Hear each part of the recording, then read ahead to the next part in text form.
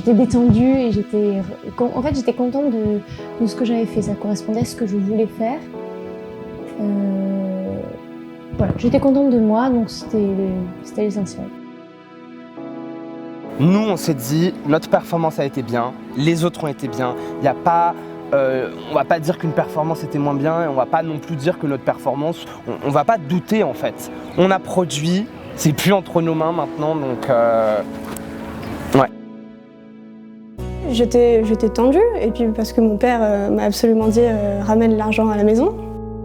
Donc, troisième personne, troisième voilà, au classement, Madame Doriane Ray.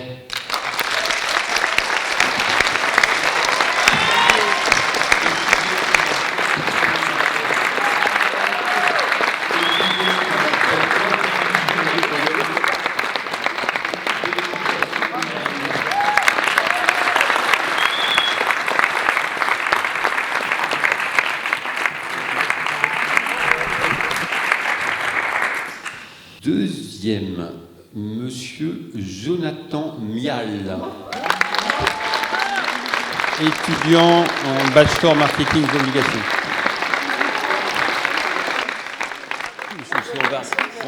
On va quand même s'interroger sur notre classement.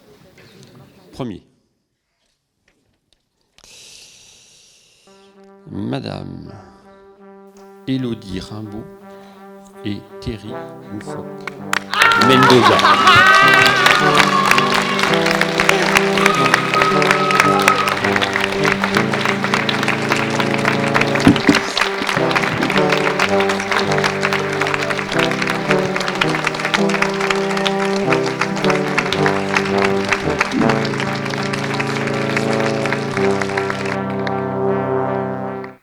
Je voudrais juste, déjà, les autres candidats, je vous invite à venir, qu'on fasse une belle photo de groupe. J'aimerais qu'on les applaudisse à nouveau bien fort pour leur prestation.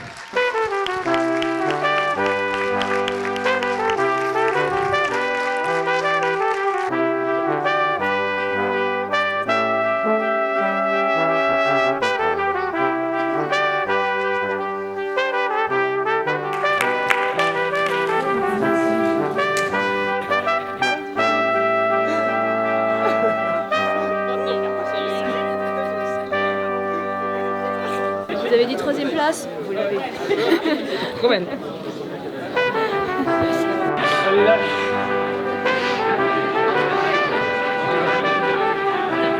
Un pur moment de plaisir. On a pu parler aux doyens, on a pu parler à tous les grands juristes qui étaient présents, on a pu parler aux autres concurrents.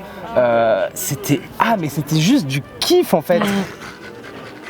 J'ai un petit côté où j'aime bien quand même un petit côté compétitif. Et j'étais presque pas contente d'être en troisième, mais ça n'a pas duré longtemps. Et j'étais ravie de dire d'avoir un prix, c'est super. J'étais tellement fière aussi de mon parcours et de ma présentation que j'ai même pas vécu ma perte, ma défaite. Je l'ai vraiment pas vécu comme ça. J'étais très contente pour les autres candidats qui, je pense, et personnellement je trouve, le méritaient réellement. Et de mon côté, non, ça allait. Je suis même pas déçue au final.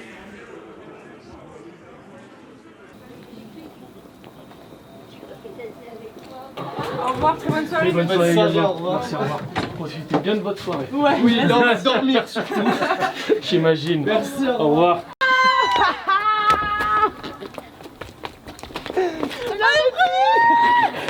Bon, on est très fiers d'eux. On est très fiers d'eux, bravo. Bah venez avec la coupe. Venez, allez. Oui.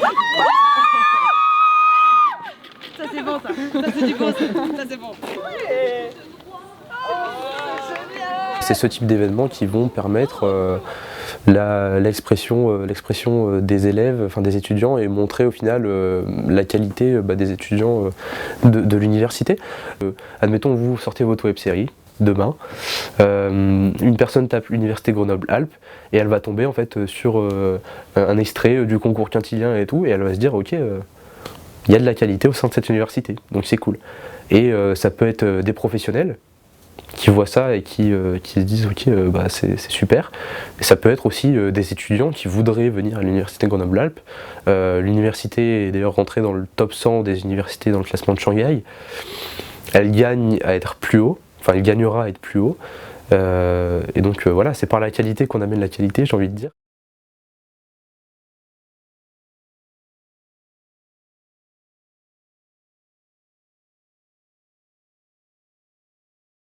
Je pense qu'aujourd'hui je suis pas timide, enfin oui, j'allais dire plus timide, mais que je ne suis plus timide du tout. Grâce à plein de choses, le fait de grandir, et puis toutes les expériences que j'ai vécues, les rencontres aussi que j'ai faites. J'ai une période dans mon adolescence où j'ai peu d'amis, parce que je me sentais différente, j'ai eu un peu du mal à trouver ma place, donc le fait aussi de grandir et de voir que finalement on a des amis, on se sent plus en accord avec les autres, ça donne aussi beaucoup de confiance et d'affirmation. Je n'y ai pas du tout pensé une seule fois à mon accent, même à me dire peut-être que ça va me porter préjudice, ou parce que moi je vis avec et je m'en rends pas compte. Et en plus dans ma famille on me dit qu'il n'est pas tant marqué que ça, alors forcément parce qu'eux ils l'ont aussi.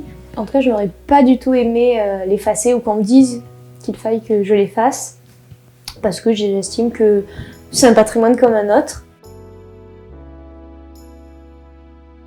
Comme pour moi, ma liberté n'était pas acquise, je suis pas née en me disant je fais absolument tout ce que je veux. J'avais des interdictions, interdiction de faire de la gym, interdiction de faire du cheval, et au final, j'ai fait de la gym, j'ai fait du cheval. Tout ce qu'il fallait pas faire, je l'ai fait. J'étais en maternelle, on m'a détecté une scoliose.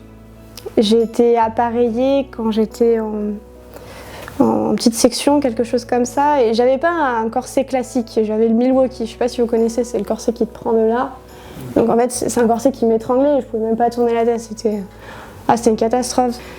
Donc j'ai été appareillée de mes 5 ans jusqu'à mes 16 ans, et je devais le porter 23 h sur 24. Et je choisissais très très bien mon heure où j'avais le droit de l'enlever, j'avais 1 heure de liberté dans ma journée. Et j'ai décidé en fait d'enlever mon corset à chaque fois que j'allais prendre mes cours de théâtre.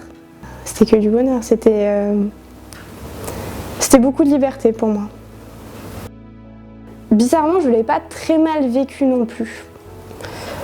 Mais je manque un peu de confiance en moi à cause de ce corset-là.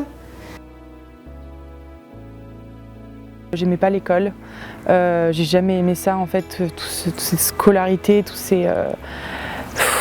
c'était vraiment pas du tout passionnant pour moi, j'avais pas un objectif quand j'étais jeune, c'est ce qui paraissait dans mon attitude parce que j'étais très insolente. Et après moi, comme je vous ai dit, je me laisse pas faire, donc je criais, mais après on me prenait pour une folle, donc c'était un peu difficile d'exister dans ce monde de brutes. Mais c'est vrai que, comme disait Terry tout à l'heure, quand on n'a pas le vocabulaire et l'aisance pour parler, en fait on ne se fait pas entendre. Pas nier mon existence, je veux dire, vous pouvez essayer, mais j'existe, et donc ça c'était super de pouvoir passer ce message aussi dans le cadre d'un concours d'éloquence face à des jurys, de pouvoir leur dire que oui je suis en fac de droit, oui je suis en master, et oui je suis non-binaire, et oui je peux avoir des talons, et oui je peux avoir des vêtements ou des items que la majorité considère comme féminins, et pourtant ça n'enlève rien à mon intégrité, ça n'enlève rien à mon sérieux, ça n'enlève rien à mon travail, et ça n'enlève rien à l'éloquence et l'excellence que je vais vous présenter et que je vais vous apporter. Quelque chose de propre peut-être à cette génération.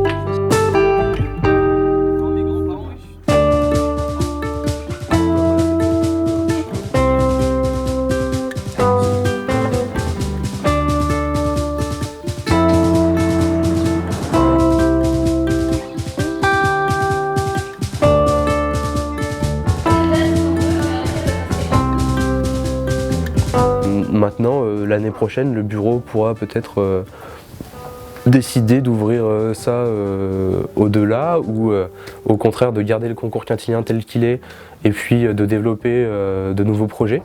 Peut-être plus s'axer sur la visite d'institutions, peut-être plus faire de conférences. Voilà, à chaque bureau fait les choses comme il entend.